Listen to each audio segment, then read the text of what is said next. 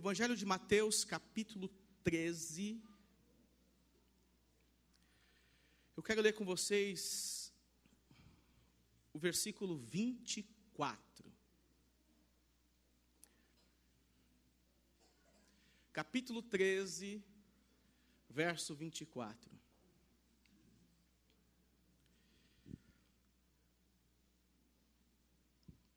Nessa noite eu pretendo abordar esse texto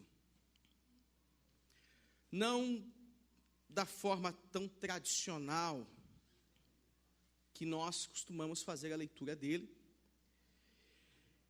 Não que esta forma que abordarei, ela venha invalidar as outras abordagens. Acho que tudo é uma questão de uma nova perspectiva. E eu quero apresentar aqui novas possibilidades nesse texto, que é tão conhecido pela igreja, de certa forma, ou alguém já leu ou já ouviu expressões do tipo joio e trigo no meio da sociedade e no meio da igreja. Então eu quero pensar com vocês nesse texto bíblico de uma forma um pouquinho diferente e tentar rapidamente, sem gastar muito tempo hoje, aproximar essa mensagem de Jesus para os nossos dias e para as nossas vidas. Então, o Evangelho de Mateus, capítulo 13, versículo 24, vai dizer assim: outra parábola ali propôs, dizendo: o reino dos céus é semelhante a um homem que semeou boa semente no seu campo, mas enquanto os homens dormiam, veio o inimigo dele, semeou o joio no meio do trigo e retirou-se. E quando a erva cresceu e produziu fruto, apareceu o joio. Então, vindo os servos do dono da casa, lhe disseram: Senhor, não semeastes boa semente no teu campo? De onde vem, pois, o joio? Ele, porém, lhes respondeu: um inimigo fez isso. Mas os servos lhe perguntaram: queres que vamos e arranquemos o joio? Não, replicou ele, para que ao separar o joio, não arranqueis também com ele o trigo. Deixai-os crescer juntos até a colheita. E no tempo da colheita, direis aos ceifeiros: ajuntai primeiro o joio, atai-o em feixes para ser queimado, mas o trigo recolhei-o no meu celeiro. Amém. Senhor Deus, a tua palavra é lida, e eu suplico a ti que o Senhor fale conosco por sua bondade e misericórdia, Pai. Muitos são os nossos pecados, muitos são os meus pecados, Senhor, e aqui todos nós queremos nos arrepender dos nossos pecados, pedir a ti perdão, pedir a ti, Senhor, misericórdia, e que tua graça continue sendo manifestada em nós, Pai. Senhor Deus, fala conosco, Pai, por essa bondade, por essa graça e por esse amor.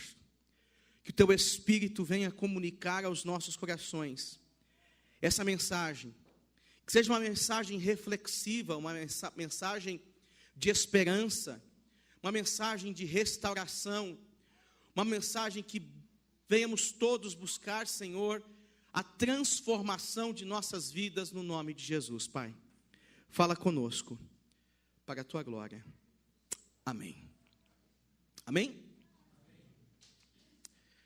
Alguém disse que o sofrimento, ele é precioso, porque ele consegue extrair certas visões e proporcionar certas reflexões que às vezes em tempo de tranquilidade nós não conseguimos fazer. Alguém disse que o sofrimento serve para nos colocar no eixo das nossas vidas, fazer observar quem somos, o que estamos sendo e o que queremos ser. Um certo rabino, observando essa questão, a questão do sofrimento, diz que Israel teve algumas virtudes ou alguns benefícios desejados por muitas nações.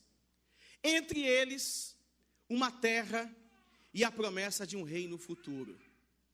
Foi em meio ao sofrimento que Deus promete a Israel que ele iria herdar uma terra, que iria herdar um reino futuro. Foi por meio do sofrimento que Deus tira Israel do Egito e o coloca num sofrimento maior ainda, conduzindo ele no deserto, mas mantendo firme, mantendo viva as palavras de que esse povo que está sofrendo irá receber uma terra, irá receber a promessa, presenciar, experimentar a promessa de um reino futuro.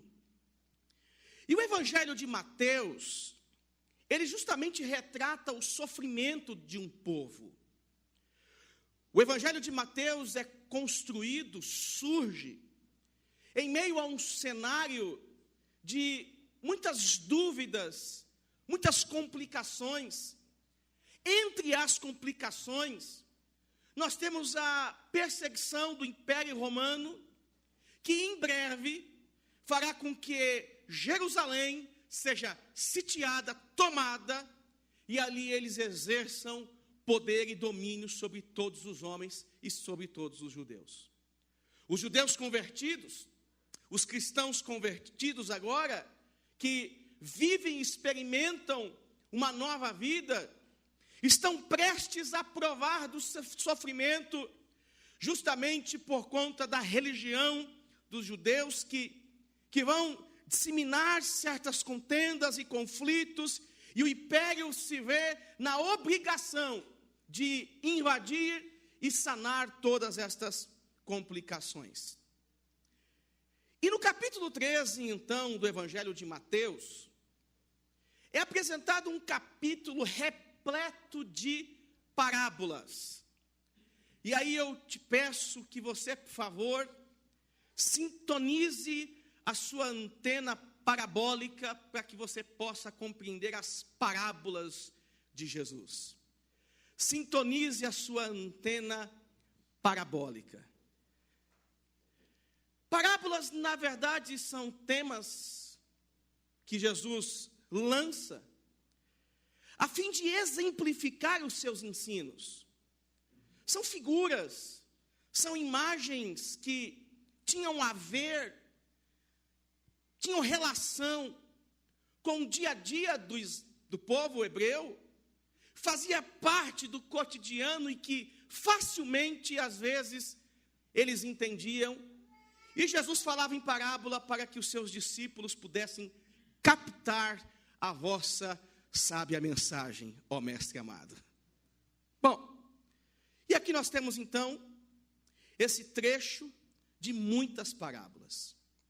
E entre as parábolas que nós poderíamos aqui falar, surgiu o desejo de tocar nesse tema da parábola do joio e da parábola do trigo. Um certo homem semeou no campo sementes de trigo, e durante o sono dos seus trabalhadores, e o seu sono também, o texto bíblico vai dizer que veio um inimigo e semeou o joio no meio daquele campo de trigo. Essa prática de semear joio era uma prática comum nesse tempo. Imagine a seguinte cena: duas pessoas brigaram, essas duas pessoas possuem campos, aquele homem que eu estou brigado, eu sei que ele acabou de arar a terra e semeou sementes de trigo. Eu vou na calada da noite e lanço ali sementes de joio, sem que ninguém perceba. Quando passados os anos, aquele trigo começa a crescer, aquela plantação começa a frutificar e logo o dono do campo vai dizer: nossa, que plantação maravilhosa, está prosperando. Só que de repente, o dono do campo percebe que o que está crescendo e o que está frutificando não é trigo e tem joio no meio do trigo. E alguém vai perguntar, e um dos servos vão perguntar: meu senhor, o que aconteceu?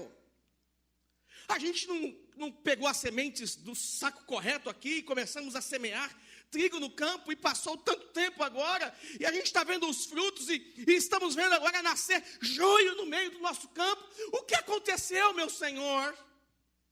O que aconteceu? Não era possível isso estar acontecendo. E aí o texto bíblico vai dizer que este homem, no verso 27 e no verso 28, os servos vão dizer: Senhor, não semeastes boa semente no teu campo? De onde vem, pois, o joio? Ele respondeu: um inimigo fez isso. Mas o inimigo aqui, talvez no contexto dessas pessoas, tinha essa referência direta com pessoas que faziam esse tipo de crueldade com aquele que se esforçava ao longo do ano, ao longo da sua plantação. E o texto vai dizer aqui: um inimigo fez isso.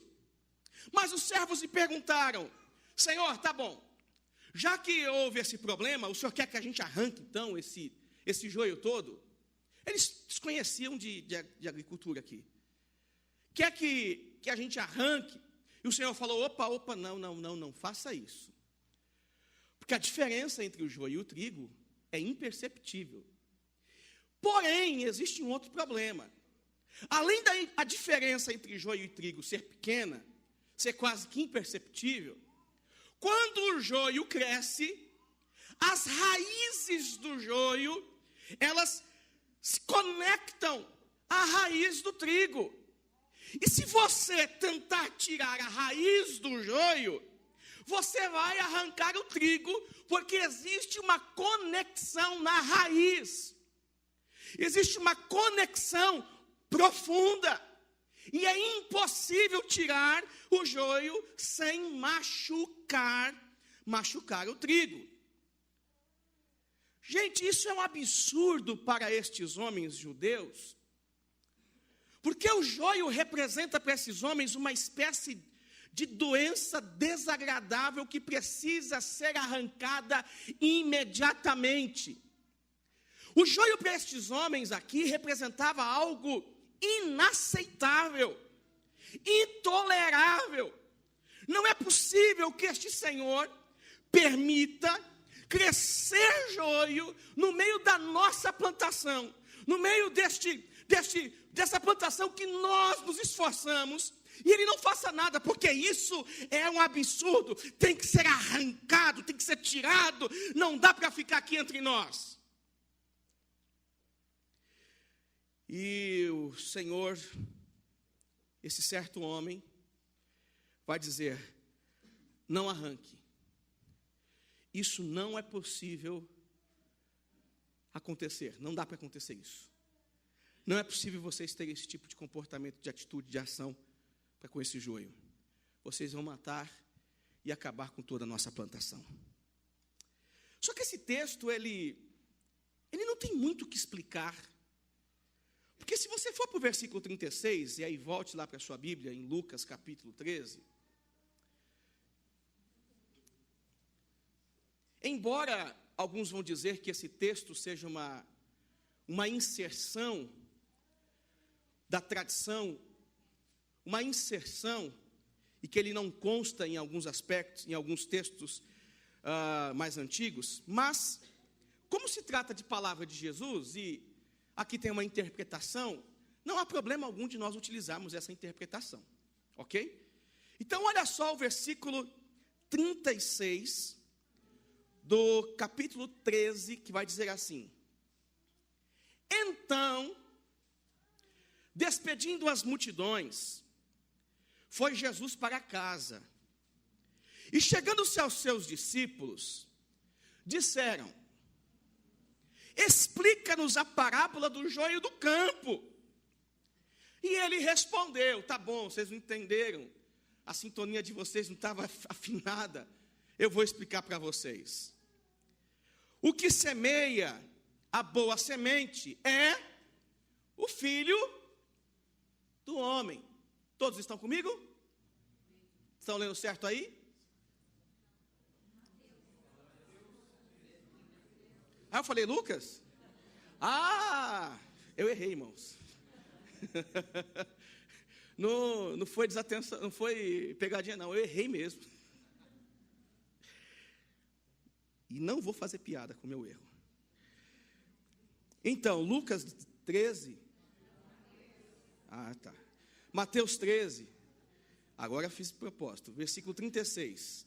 Diz assim: então, despedindo as multidões, foi Jesus para casa, e chegando-se a ele, os seus discípulos disseram: explica-nos a parábola do joio do campo.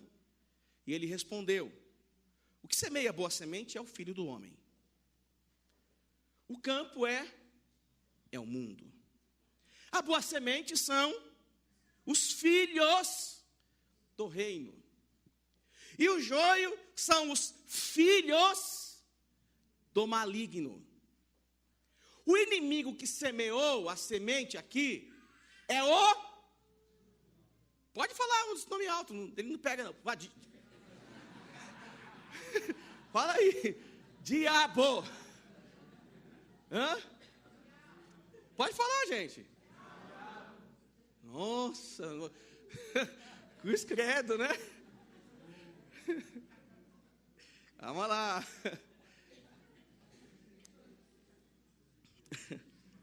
É tão legal esse negócio de, no século 21, né?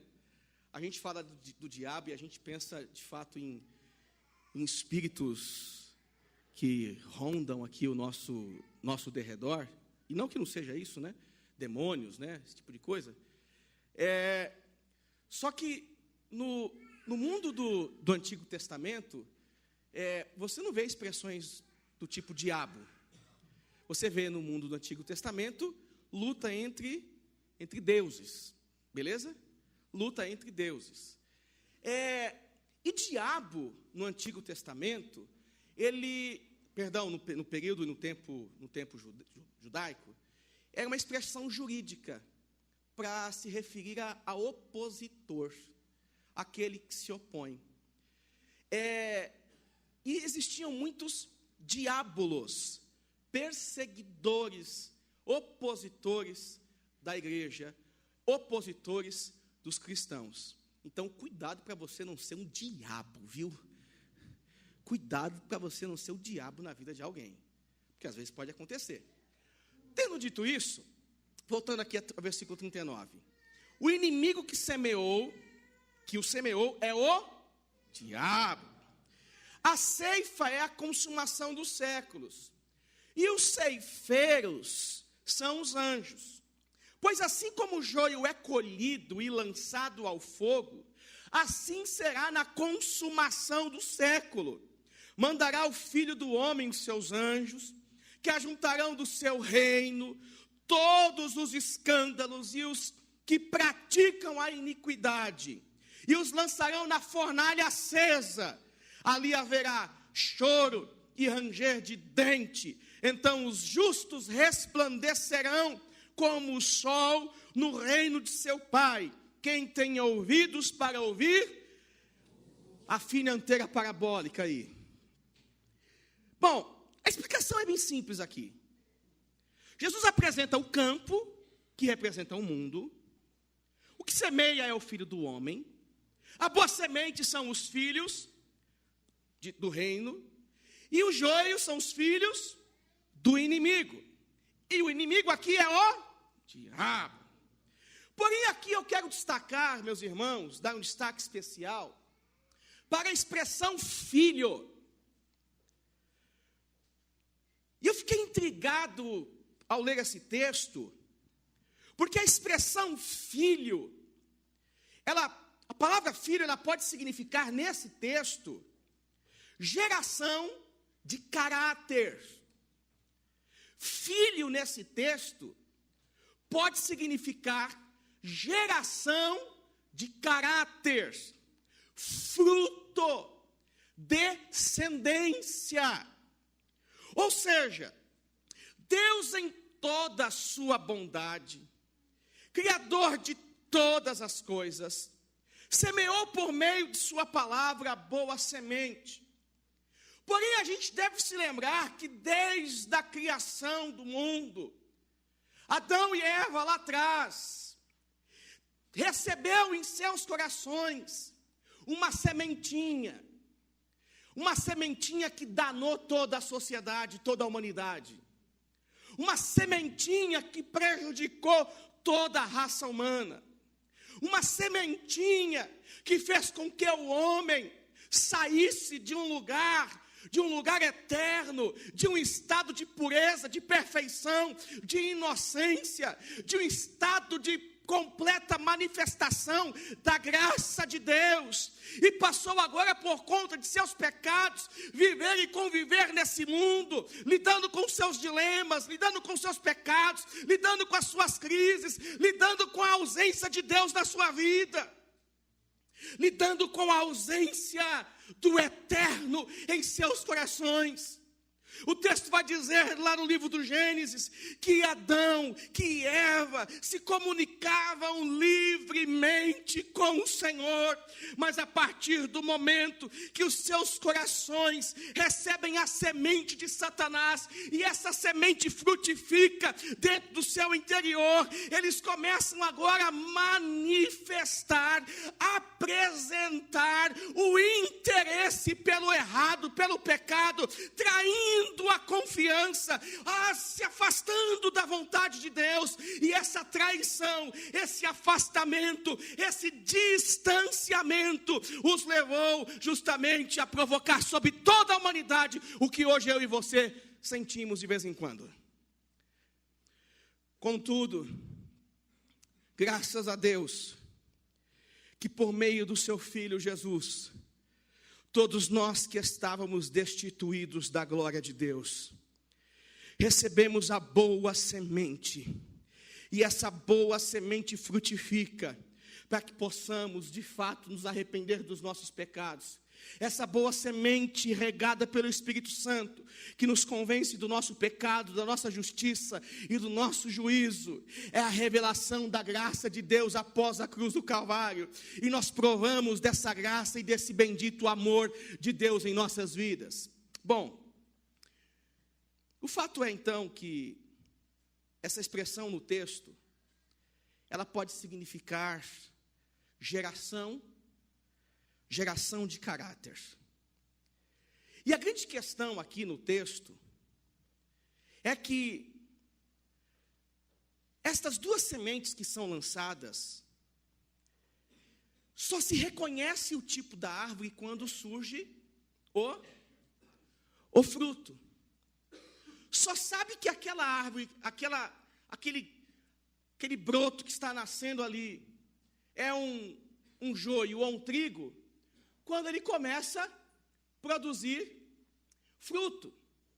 Porque os filhos do reino vão produzir frutos que manifestam o reino. Os filhos do inimigo vão produzir frutos que manifestam o reino do inimigo.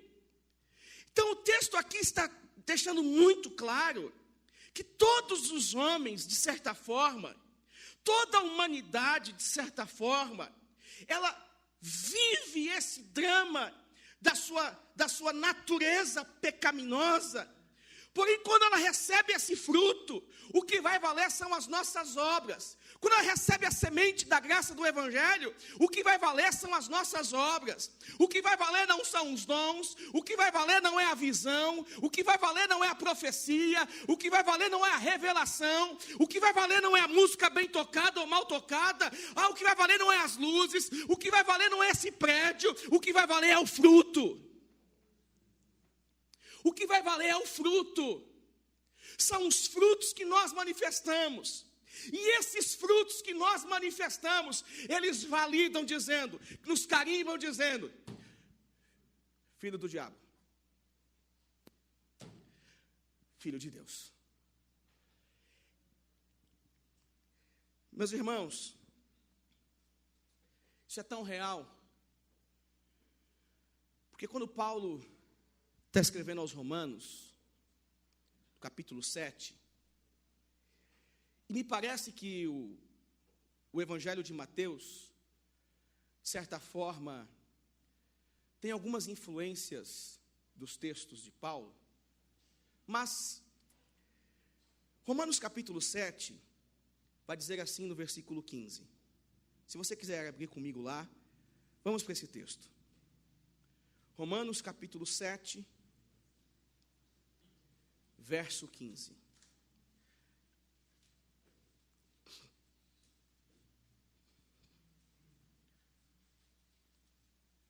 No primeiro momento, esse texto parece, e de fato é isto, é o sentimento de Paulo, falando a respeito das suas atitudes, a respeito do seu coração, a respeito da sua vida. Mas eu gostaria que você fizesse a leitura desse texto, pensando que Paulo, na verdade, está expressando o sentimento da humanidade. Paulo está expressando o sentimento da humanidade. Volto a repetir isso aqui, preste atenção antes de nós lermos essa parte do texto de Romanos. Esse texto fala do sentimento de Paulo em relação às suas próprias dificuldades. Mas eu gostaria que você lesse esse texto pensando não no sofrimento de Paulo, mas sim no drama da humanidade. Olha esse texto a partir do drama da humanidade. E veja que a humanidade, os homens, todas as pessoas, vivem esse dilema. Olha só o versículo 15. Porque nem mesmo compreendo o meu próprio modo de agir, pois não faço o que prefiro, e sim o que detesto. Ora, se faço o que não quero, consinto com a lei que é boa, e neste caso quem faz isto não sou eu, mas o pecado que habita em mim. Porque eu sei que em mim, isto é, na minha carne, não habita bem nenhum, pois o querer o bem está em mim, não porém o efetuá-lo, porque não faço o bem que prefiro, mas o mal que não quero, esse sim eu faço. Mas se eu faço o que não quero, já não sou eu quem faz, e sim o pecado que habita em mim. Esse não é o cenário da humanidade, lutando para se desvencilhar do mal que habita nela, porém isto é impossível sem o Cristo da cruz do Calvário. Isso é impossível sem a vida de Deus. E o que é certo aqui nesse texto, essa dificuldade que nós percebemos que Paulo está descrevendo, ela é resolvida a partir do momento que a semente que está no nosso coração, que vem de Deus, ela frutifica e a gente começa a provar do reino de Deus. É interessante que Jesus, muitas vezes, ele não fala do reino de Deus como uma manifestação futura. Vocês lembram quando Jesus chega para conversar com algumas pessoas, ele vai falar do reino de Deus? Como ele fala: é chegado a vós o reino de Deus. Não se trata de uma expectativa somente para o futuro, é uma expectativa para, uma realidade para o hoje, para o agora, é o já. É chegado o reino de Deus.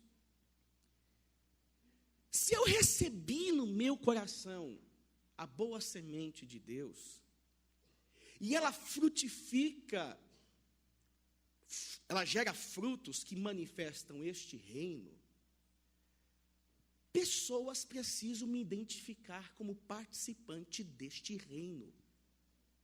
Irmãos, eu preciso ser muito claro com vocês, com você, e comigo também. Não se engane. O Evangelho de Jesus é um Evangelho transformador. O Evangelho de Jesus te leva a uma reflexão a respeito da vida e te faz ser uma pessoa melhor em todos os sentidos da vida. E me parece que nós estamos, cada dia que passa, nos afastando desta verdade. E quando os frutos começam a aparecer em nós, são frutos que nos identificam não como filho de Deus, mas sim como filhos do diabo. E veja, isso é tão verdadeiro, que quem de nós aqui, hoje, consegue levantar uma bandeira para defender qualquer coisa relacionada ao nosso estado? Quais dos senhores aqui conseguem levantar uma bandeira e dizer: olha, eu vou entrar nesse estado e vou dar um jeito aqui na cidade de Ribeirão Pires, no Brasil? Só que de repente vem a primeira mala semanal de 500 mil. Aí vem a segunda mala. E você não nega porque é bênção de Deus na sua vida.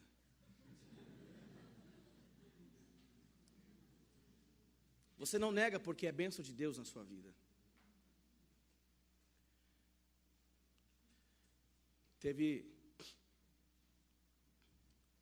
um cidadão que estava no culto, e ele foi dar um testemunho, dizendo: ó, irmãos, os irmãos sabem que eu faço algumas coisas erradas, eu não sou o mais certo. Quem não é certo? Quem é justo aqui? Mas o Senhor me livrou nessa semana de ser preso. Os senhores não sabem que eu faço algumas transações, e Deus me deu um livramento. A polícia não chegou na hora que eu estava praticando o estelionato. E eu vim aqui dar o dízimo para os irmãos. Está parecendo piada de mau gosto, né? Mas não é. Mas não é. As pessoas estão perdendo valores. O Antônio Carlos pregou sobre isso outro dia. Eu falei também. As pessoas estão fora de sintonia. E gente, cá para nós, se eu tenho alguma esperança, essa esperança é na vinda do meu Cristo. Porque me parece que os crentes daqui para frente vão cada vez piorar. Me parece que os cristãos daqui para frente cada vez vão piorar. Piorar por quê? Porque o nível de compromisso que as pessoas têm é só até a página 2 da vida. O nível de comprometimento, de engajamento, as realidades espirituais, sabe aquela coisa de você de você gastar tempo orando, lendo a Bíblia, falando com Deus, em comunhão com Deus, isso não existe mais. A gente tem que fazer cultos. A gente parou de fazer campanha faz muito tempo. Eu já fiz campanha aqui, irmãos. Já fiz campanha, coloquei ali, faixa, culto da vitória. Coloquei lá atrás, para ver se o povo vinha. E não veio. Sabe, algumas coisas a gente começa a fazer para movimentar a igreja. E o Antônio Carlos, a gente está fadado ao fracasso não por causa da nossa incapacidade, mas é por causa do interesse daquilo que nós estamos oferecendo. Porque o evangelho que transforma é desinteressante. O evangelho que te fala para você parar de adulterar é desinteressante. O evangelho que fala para você parar de falar mal das pessoas é desinteressante. O evangelho que fala para você transformar a sua vida, dar um jeito na sua vida, é desinteressante. O evangelho que fala para você ser honesto é desinteressante. O evangelho que fala para você mudar o seu temperamento é desinteressante. O evangelho que toca nas suas feridas, o evangelho que enfia o dedo lá no profundo da sua alma e fala: você que não fala com outras pessoas, que tem mágoas de outros, você está errado, é desinteressante. Tudo isso é desinteressante. Mas o ponto que a semente que dá fruto do reino de Deus é aquela que manifesta as obras do Espírito. Não se engane. Não se engane, porque o texto vai dizer assim, no verso 29, lá de Mateus 13. Não, replicou ele, não separe o joio, para que também não arranqueis consigo o trigo. Deixai-o crescer, juntos até a colheita. E no tempo da colheita, direi aos ceifeiros: ajuntai primeiro o joio, atai os feixes, para ser queimado, mas o trigo, reconhecei-o no meu celeiro. Reconhecei-o no meu celeiro.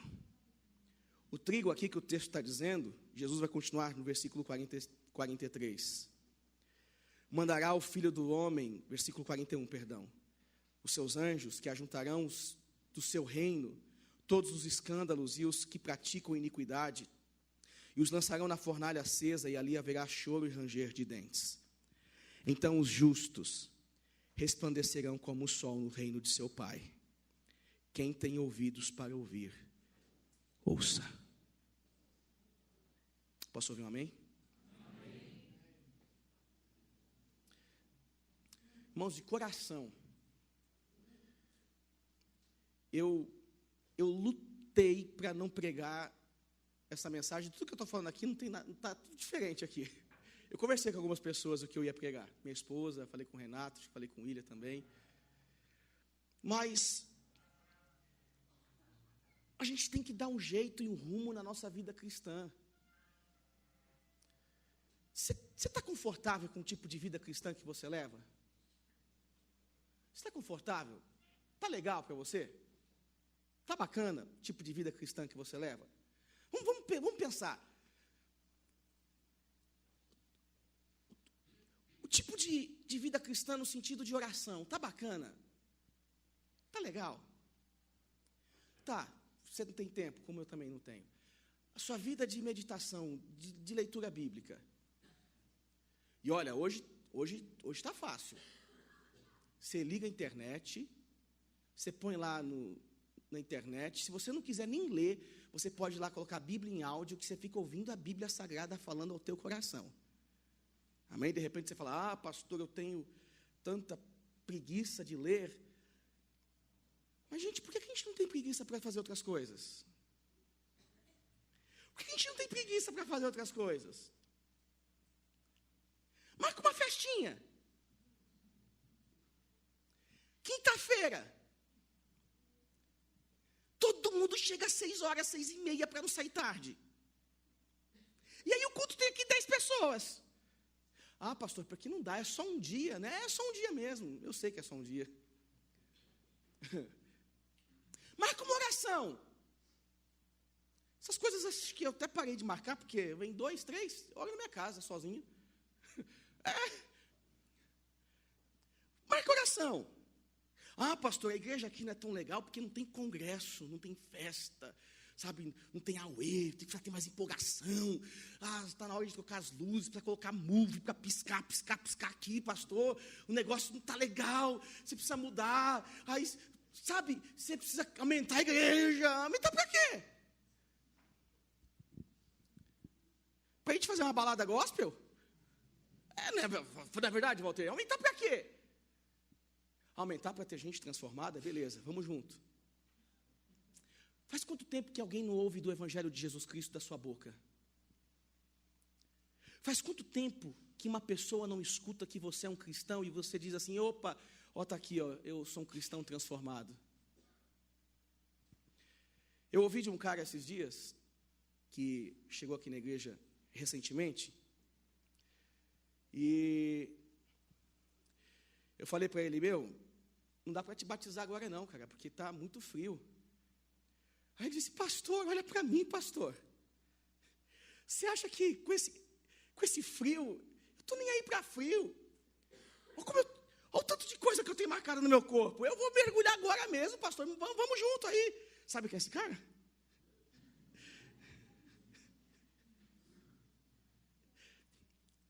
Você quer Jesus na sua vida, né?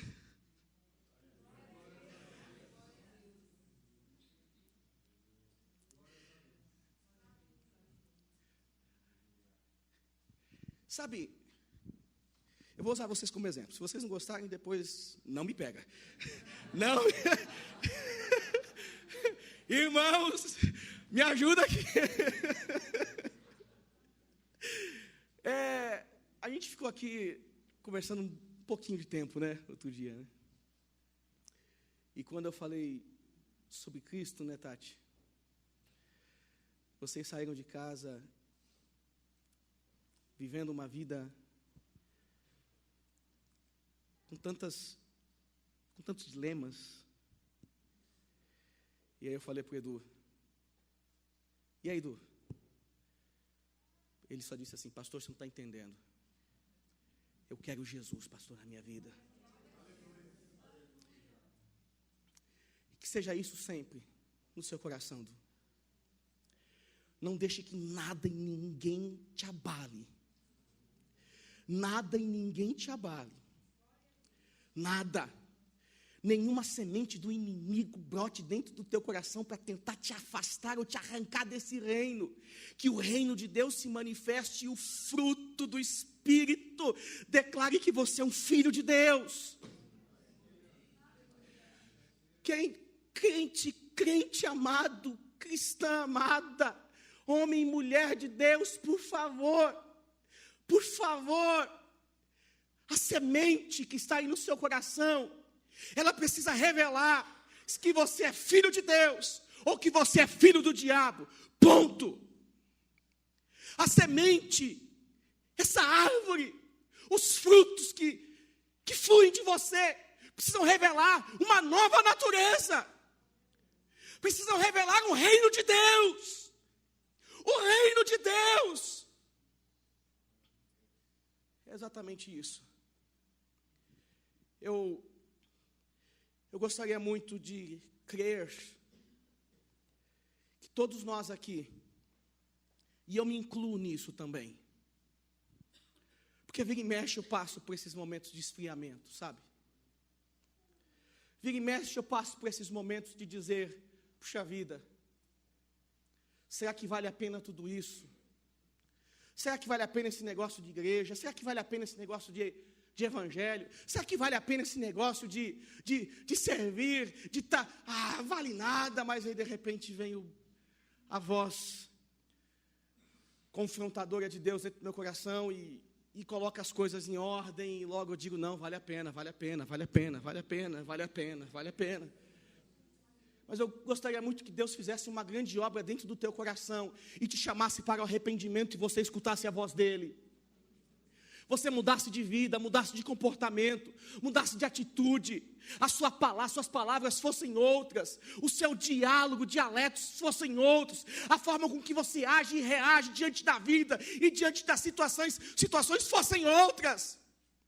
Porque vai chegar um dia que o joio vai ser separado do trigo, vai chegar um dia que os filhos de Deus vão atingir exatamente esta posição de provar desse reino que é aqui e é agora. Todos nós temos a promessa de uma terra, de um céu, de uma eternidade, e essa é promessa para os filhos de Deus. Não é para crente, não é para evangélico, é para filhos de Deus. Não é para aquele que faz parte da religião A, B ou C, igreja A, B ou C, é aquele que é nascido de novo e vive segundo a palavra de Deus. Ponto final. Queira Deus transformar o teu coração e o meu. Queira Deus transformar o teu coração e o meu. Porque nós vamos sentar à mesa e nós vamos ceiar. Nós vamos sentar a esta mesa e vamos ceiar. E esse é um convite para todos. E que nessa mesa haja arrependimento entre nós, em nome de Jesus.